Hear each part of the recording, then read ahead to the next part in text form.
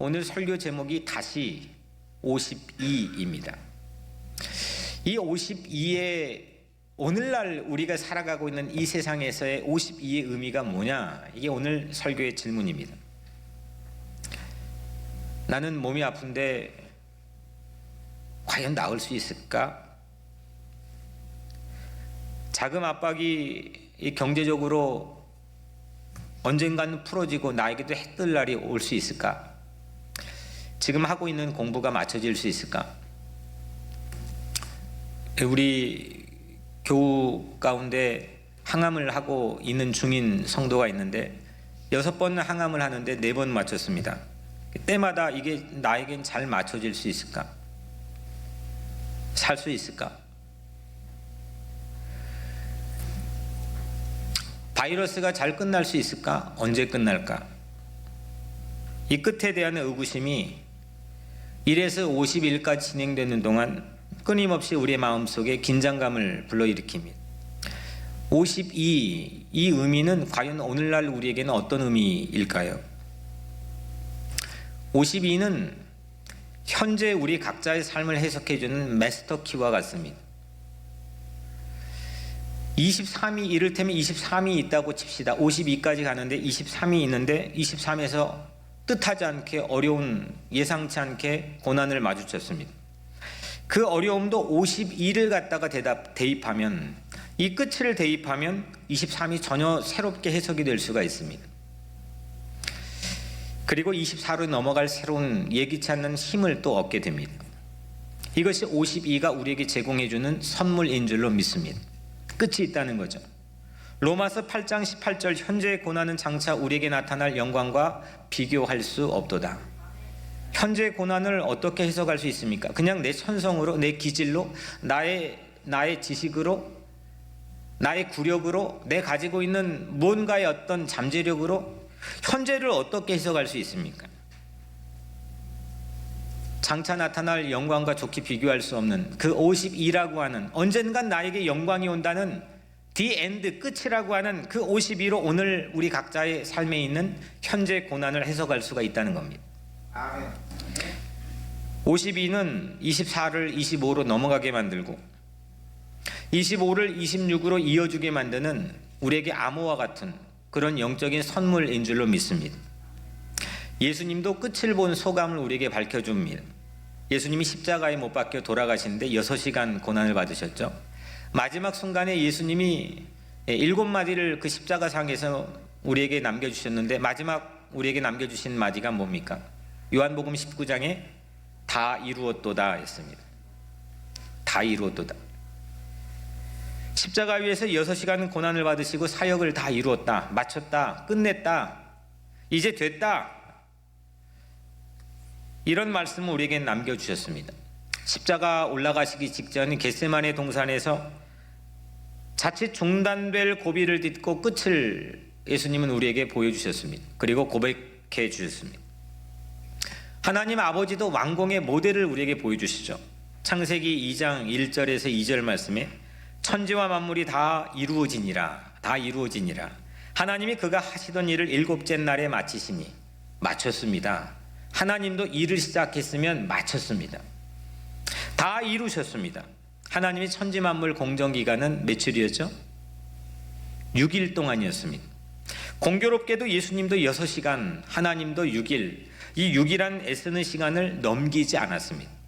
데드라인이 있다는 거죠. 끝이 있다는 겁니다. 6 이후엔 끝을 보고 하나님도 안식하셨습니다.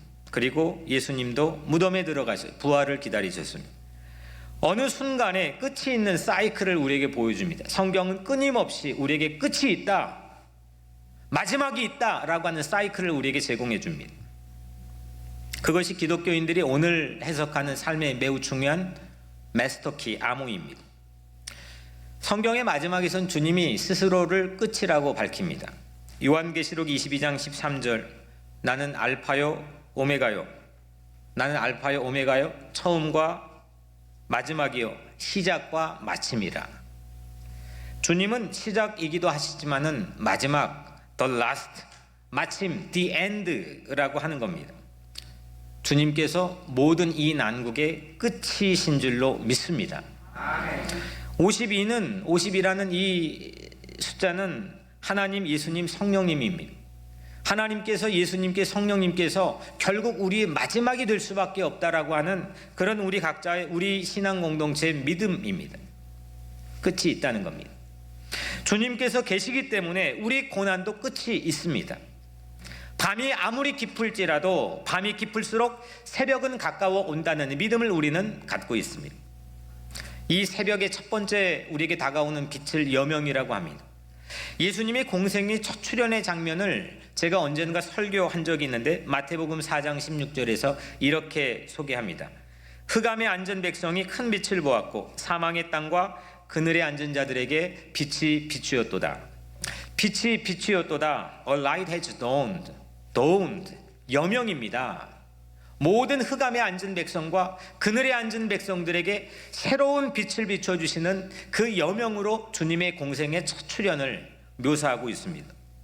그래서 흑암의 끝인 새벽 여명은 오직 예수 그리스도인 줄로 믿습니다. 모든 끝 52는 결국 예수 그리스도입니다. 절망의 밤이 깊을수록 잊지 마십시오. 새벽 여명이자 우리의 오메가이자 우리의 모든 끝과 마침이 되시는 예수 그리스도를 바라보시기를 축복합니다. 모든 경주에서 끝이 있다고 하는 사실을 믿고 신뢰하는 사람이 가지는 삶의 자세는 전혀 다릅니다. 오늘 해석하는 것뿐만이 아니라 오늘 살아가는 삶의 모습도 다릅니다. 우리는 어떤 삶의 순간에 있을지라도 우리 각자에게 주어져 있는 52를 눈을 떼지 않고 바라봐야 될 줄로 믿습니다. 이 코로나 바이러스건 우리 각자에 주어져 있는 여러 가지 삶의 여파로 어려움이건 우리가 몸이 아파 있건 내 삶의 중요한 삶의 숙제를 풀어가는 중이건 하나님께서 우리에게 주신 52를 여러분들의 삶의 희망의 근거로 삼게 되기를 주님의 이름으로 간절히 축복합니다. 첫 번째는 고난에는 끝이 있다. The end라는 의미, 52라는 의미와 함께 나누었습니다. 두 번째는 고난 속에서입니다. 첫 번째는 이 성벽이 완공된 지점을 우리가 주목했다면 이 두 번째는 이 완공된 52 이전까지의 과정입니다. 완공이 안 됐던 과정의 삶입니다. 고난의 삶입니다. 그 고난 속에서 우리는 무엇을 지킬 수 있느냐? 어떤 가치가 이 고난 가운데서 우리에게 지켜질 수 있느냐? 1에서 50일에 담겨있는 오늘날 우리에게 주어져 있는 삶의 의미는 뭐냐? 이게 오늘 두 번째 대지에 가지고 있는 의미입니다. 이건 성벽 완공 전이기도 하며 요즘으로 치면 코로나가 확산되는 시기입니다. 52일 전에 매일매일은 말 그대로 도전의 연속입니다. 느헤미야의 호적수였던 도비아의 인맥을 오늘 말씀 안에서 우리에게 소상하게 소개하고 있습니다. 17절에 또한 그때에 유다의 귀족들이 여러 번 도비아에게 편지하였고 도비아의 편지도 그들에게 이르렀으니 이 유다의 귀족들이 나오는데 이 유다의 귀족들은 성벽 공사를 하는 느헤미야를 도왔던 인물입니다. 4장 19절에 내가 귀족들과 민장들과 남은 백성에게 이르기를 이 공사는 그러니까 이 귀족들 유다의 귀족들은 느헤미야와 함께 성벽 공사를 시작했던 때에 함께 참여했고 그 현장에 있던 사람입니다. 근데 그 사람과 도비아가 편지를 주고받습니다. 밀접하게 내통을 합니다. 느헤미야 측근이었는데 그럼에도 불구하고 그 측근과 긴밀하게 편지를 주고받았습니다. 약간 아리송한 순간입니다. 18절에 보니까 도비아는 아라의 아들 스가냐의 사위가 되었고 도비아의 아들 여호하난도 베레가의 아들 무술람의 딸을 아내로 맞이하였으므로 유다에서 그와 동맹한 자가 많음이라. 이 특세 이거 설교 준비할 때도 수십 번 읽었는데도 불구하고 그냥 지나치고 했습니다. 근데 어느 순간 여기 무술람이라고 하는 인물을 주목하게 되었습니다. 무술람이라고 하는 사람은 3장의 성벽 공사하는 장면에서 두 차례나 아주 깊이 결정적으로 그 성벽 공사에 참여하여 헌신했던 중차대한 인물이었습니다. 성벽 공사에 헌신했던 인물입니다. 3장 4절 베레가의 아들 무슬람이 중수하였고 3장 30절 베레가의 아들 무슬람이 자기의 방과 마주대한 부분을 중수하였고, 그런데 희한하게도 오늘 18절 말씀에는 적대자 도비아는 느헤미야와 성벽을 함께 공사했던 무슬람과 사돈을 맺습니다. 상당히 이게 인맥이 복잡해져 버렸습니다. 지금 느헤미야와 함께 공사했던 사람인데 이 공사했던 사람과 막역한 사이가 도비아와의 사이에 되어진 걸 우리에게 보여주고 있습니다. 그뿐이 아닙니다. 13장 우리가 지금 읽지는 않았지만 13장 4절에 보면 하나님의 전에 방을 맡은 제사장 엘리야십이 도비아와 연락이 있었으므로, 제사장 엘리야십과 도비아가 막역하다는 거죠. 서로 연락을 주고받는 그런 관계를 성경이 보여줍니다. 그런데 이 대제사장 엘리야십은 성벽 공사가 3장에 있다 그랬죠. 그 3장에 처음 문을 여는데 그 1절에 보면은 그때 대제사장 엘리야십이 그의 형제 제사장들과 함께 일어나 양문을 건축하여 성결하고, 이 엘리야십 대제사장은 성벽 공사를 여는데 처음 등장하고 소개할 수밖에 없는, 성벽 공사에는 아주 느헤미야와 함께 동역을 중차대하게 했던 그런 인물입니다. 동역자입니다. 동지입니다. 그런데 이 도비아는 느헤미야의 동역자들인 유다의 귀족들 무슬람 그리고 제사장 엘리야십과 인맥을 만들었습니다. 대체 도비아의 인맥이 느헤미야의 주변 어디까지 마술을 뻗쳤는지 잘 가늠이 되지 않을 지경입니다.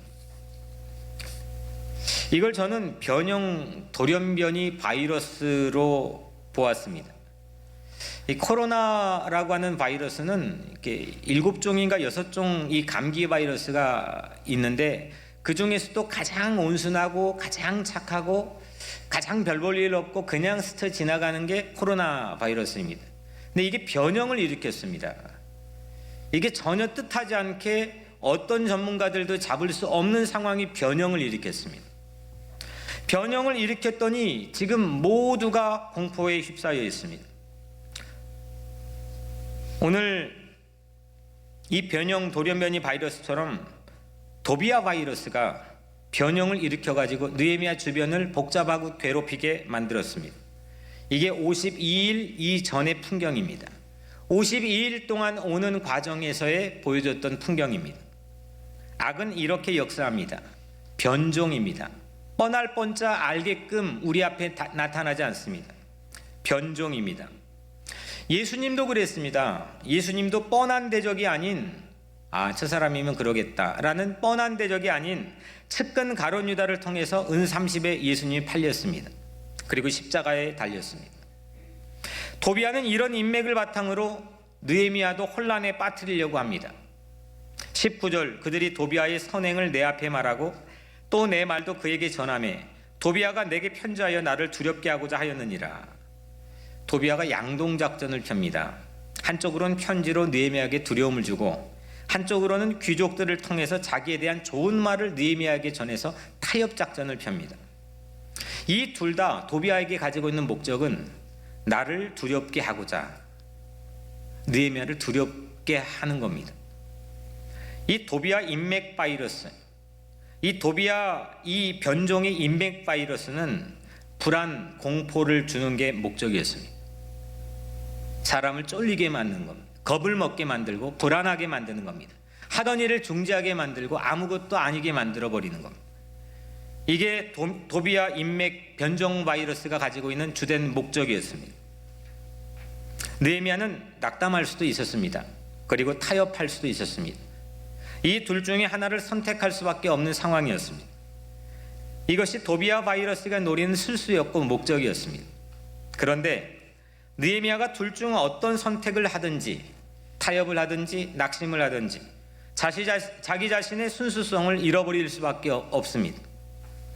복잡하게 얽힌 인맥 그물을 의지해서 난 너무 지친다, 나는 이제 할 수가 없겠다, 이렇게 해서 그 사람들과 타협을 할지라도, 아니면 난 이제 도저히 못하겠다, 나 손 놓고 난 다시 수상군으로 갈 테야, 그렇게 낙심할지라도 이 느헤미야는 그 도비아 변형 바이러스 앞에서 순수함을 잃어버리게 됩니다.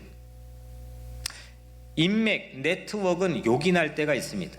좋은 만남은 하나님께서 일하시는 방법이고 하나님께서 우리에게 주신 선물이기도 합니다. 하지만 우리에게 닥친 고난과 시험을 인맥에만 의지해 해결하려고 하면 우리는 순수함을 잃어버릴 수 있습니다. 예수님은 가룟 유다의 속마음을 일전에 미리 아셨습니다. 그런데 타협하지 않았습니다. 그 전에 그 발을 닦아줬습니다. 그리고 십자가의 길을 걸었습니다. 느헤미야도 도비아의 협상 제안을 단호하게 거절합니다. 순수하게 청아하게 신앙을 지켰습니다. 1에서 51까지 진행되는 과정 속에서 우리는 순수를 지키기를 주의 이름으로 축복합니다. 욥기 23장 10절 말씀에 나의 가는 길을 오직 그가 아시나니 그가 나를 단련하신 후에는 내가 정금같이 나오리라. 아멘. 정금은 뭡니까? 모든 불순물을 최대한 제거한 금을 정금이라고 부릅니다. 순금이죠. 우리 각자 가지고 있는 이 고난 속에서 가지고 있는 의미가 뭐냐? 오늘 우리가 이 살아가는 오늘 이 1에서 51까지 가는 이 삶의 의미는 뭐냐? 우리를 단련하여 정금, 순수를 지키며 순금으로 나오게 하시려는 하나님의 귀한 뜻이 있다는 이 사실을 우리 각자가 잊지 말기를 주 이름으로 간절히 축복합니다. 아멘. 첫 번째는 고난은 끝이 있다는 거죠. 52의 정점에서 얘기했습니다. 두 번째는 고난 이 속에서의 이야기입니다. 1에서 51까지의 상황입니다. 이게 의미가 뭐냐는 겁니다. 이 의미는 우리 각자의 삶에서 순수를 지키는 정금같이 단련되어져 나오는 그런 의미가 우리 각자의 삶에 있는 거죠. 마지막입니다. 이제 고난이 해결된 후입니다. 오늘 말씀 안에는 고난이 해결되는 그 50이라는 정점도 보여주지만 그 직후의 모습도 살짝 우리에게 얼굴을 보여줍니다. 고난이 해결된 후 우리는 무엇을 할까요?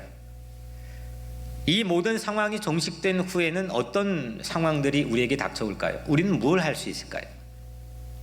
고난이 해결되면 여파라는 게 있습니다. 이건 좋은 여파도 있고 나쁜 여파도 있습니다. 반드시 그 여파가 있습니다.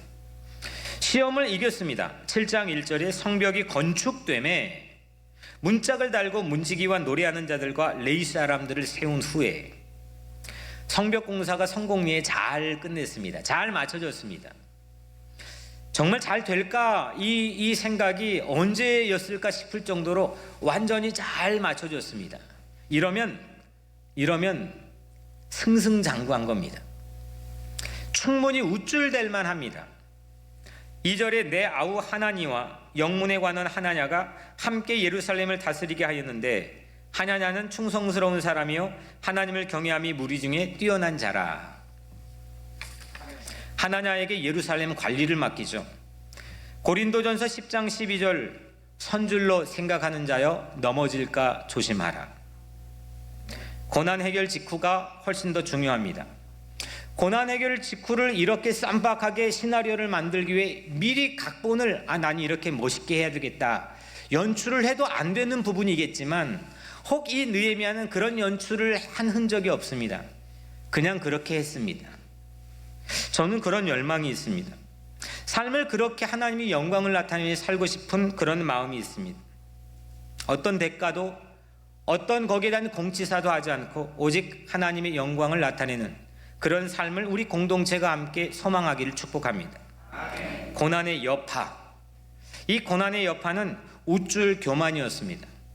자칫 거기에 대한 승자의 독식이 한 사람에게만 몰아질 수 있는 위기이기도 했습니다. 그런데 그렇게 판이 굴러가지 않았습니다.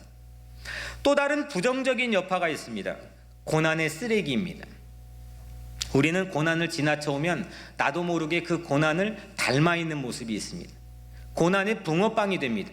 내가 어느 순간 어느 시점에 상처를 받았는데 나는 까맣게 잊었는데 그 순간과 지금의 오늘 내가 어느 부분에서 일면 닮아 있는 부분들이 있습니다. 거칠어진 부분도 있고 내 안에 상처의 잔재와 쓰레기가 여전히 남아있는 부분도 있습니다. 하지만 언제까지나 그거 갖다가 나의 오늘 해석을 한다면 그건 그냥 그렇게 사는 겁니다. 오늘 3절 마지막 절이죠. 내가 그들에게 이르기를 해가 높이 뜨기 전에는 예루살렘의 성문을 열지 말고 아직 파수할 때 곧 문을 닫고 빗장을 지르며 또 예루살렘 주민이 각각 자기가 지키는 곳에서 파수하되 자기 집 맞은편을 지키게 하라 하였노니 느헤미야는 성벽 안에 주민들의 안전을 염려합니다. 성벽을 세우는 일도 중요하지만 성벽을 지키는 일은 더욱 중요합니다. 교회를 세우는 일도 중요하지만 교회를 지키는 일 못지않게 더 중요합니다. 신앙을 세우는 일도 중요하지만 신앙을 지키는 일 매우 중요한 가치입니다. 세상이 이러니 교회가 문을 닫을 수도 있습니다. 얼마든지 닫을 수 있다고 생각합니다. 그런데 한 가지 저는 이 시점에서 생각해 봐야 될 문제가 있다고 생각합니다. 세상이 교회 보고 쉽게 셧다운하라고 다그칩니다. 특별히 한국에서는 교회가 전염의 주요 근거지가 되고 있다는 상식적인 이야기들이 사회에 퍼져 있습니다. 본래 세상이 다 문 닫아도 이렇게 말해야 되는 거 아니겠습니까? 모든 거 셧다운하고 클로즈해도 교회만은 문 닫지 말아달라, 몇 명이라도 남아서 우리 위해 기도해달라, 그렇게 부탁해야 되는 거 아니겠습니까? 어디 있으나 사실 똑같이 위험에 노출된 건데 우리가 문 닫아도, 우리가 어려워도, 우리가 죽게 생겼어도 너희들은 사생결단하고 우리를 위해 기도해달라, 그런 얘기 들어야 되는 거 아니겠습니까? 물론 신천지를 통해서 이 어려움이 확산된 원인이 규명되기도 했지만 그 밖에 모든 교회들은 이런 이야기 들어야 되는 지점이지 않았습니까? 만약에 가정해 본다면 그러한 가정 안에서 그럴 때 우리는 마지못해 기도는 할 테니 공공이익을 위해 우리도 어쩔 수 없어 하며 서로 울면서 문 닫아야 하는 그런 상상을 우리는 해봅니다. 그동안 교회가 사회의 희망이 되었는지, 사회의 빛이 되었는지, 사회의 대안이 되었는지, 사회의 비빌 언덕이 되었는지 거울처럼 들여다봐야 되는 냉혹한 시기가 훨씬 더 중요한 의미라고 생각합니다. 아멘. 이런 이야기를 한국의 언론이든 주변의 언론이든 들어보지를 못했습니다. 오늘 우리 각자의 교회가 가지고 있어야 되는 새로운 영적인 해석은 무엇냐? 이게 폐쇄를 하느냐, 클로즈 하느냐, 이게 우리에게 주된 방향이냐? 오늘 우리는 반면교사로 삼고 거울로 삼아야 될 매우 중요한 시기를 보내고 있습니다. 주민들, 오늘 본문 안에 주민들도 자발적으로 각각 자기 맡은 곳에 가서 파수하고 지킵니다. 무엇보다 자기 집 맞은편을 지키라고 했습니다. 눈에 보이지 않는 바이러스도 내 주변부터 잘 지켜야 됩니다. 세심한 역할 분담입니다. 그들은 오합지졸처럼 흩어지지 않았습니다. 희망을 잃어버리지 않았습니다. 여전히 그들에게는 불안, 안보를 위협하는 불안이 상시적으로 성벽 바깥에 존재했습니다. 1회부터 50일까지 지나오면서 그들은 산발락과 도비아가 마음의 한으로 사무쳤을지도 모릅니다. 그들은 이 50일까지 오는 과정의 고난이 그들의 삶 속에 닮아있는 모습으로 여전히 고난의 쓰레기와 잔재로 남아있을 가능성도 있습니다. 이걸 벗어버리지 못하는 그런 더 큰 긴박한 위기에 놓여 있을 수도 있습니다. 그런데 그들은 오합지졸로 흩어지지 않았습니다. 똘똘 하나로 뭉쳤습니다. 이 고난이 해결된 직후에 그들은 자기의 할 일을 찾아 했습니다. 완공된 후에도 할 일을 멈추지 않았습니다. 7장의 다음 장에 보면 인구조사를 했습니다. 세대통합과 가족도시라는 새로운 컨텐츠를 시행했습니다. 8장엔 성경을 온 백성이 함께 모여 수문앞 광장에 읽으면서 영적인 새로운 부흥을 일으켰습니다. 사랑하는 성도 여러분, 혹시 여러분들에겐 고난이 있습니까? 이 바이러스라는 공동체적인 고난 말고라도 여러분들의 개인의 고난은 무엇입니까? 끝이 있다라고 하는 이 사실을 오늘 명심하고 잊지 마시기를 바랍니다. 아멘. 우리의 오메가요 마침이요 끝이 되어주시는 예수 그리스도, 끝을 약속하여 우리에게 모든 것을 내가 너희에게 허락한 걸 다 이룰 때까지 내가 너희를 떠나지 아니하리라고 말씀하셨던 그 주님의 약속을 믿고 의지하시기를 바랍니다. 아멘. 52가 우리에게 희망의 근거입니다. 오늘 삶을 해석할 수 있는 중요한 암호입니다. 주님께서 52가 되어주십니다. 다시 52, 어게인 52, 세상에 다시 이 땅의 주님의 끝이 우리에게 약속해 주셨다는 이 놀라운 사실 복음을 우리는 외쳐야 될 때입니다. 고난 속에서도, 고난 가운데서도, 고난 한복판에도 우리는 순수를 지켜야 됩니다. 1에서 50일에 예비된 선물은 정금처럼 순수하게 단련된 우리 각자의 삶입니다. 고난이 끝나도, 고난이 해결돼도, 문제가 해결돼도 선줄로 생각하여 우쭐하니 교만에 멈춰 있지 않고 우리의 할 일을 묵묵히 겸손하게 하는 우리의 성숙한 신앙이 되기를 주님의 이름으로 간절히 축복합니다. 아멘. 52 이후에 53이 있습니다. 고난으로 거칠어지지 않고 내가 고난과 붕어빵이 되지 않고 모든 이 얽매여 있는 쓰레기부터 우리가 탈피하고 자유하여 고난으로 우쭐하지 않는 54, 55가 오늘 이 시기를 지나 우리 가운데 튀어나오게 될 줄로 믿습니다. 우리 각자의 삶에서도 다시 52, 어게인 52, 사망의 음침한 골짜기 다닐지라도 여명이 되어주신 주님께서 우리에게 다시 52를 약속하였사오니 우리 삶에 하나님의 놀라운 은혜와 축복이 여러분들의 모든 삶에 있게 되기를 주님의 이름으로 간절히 축복합니다.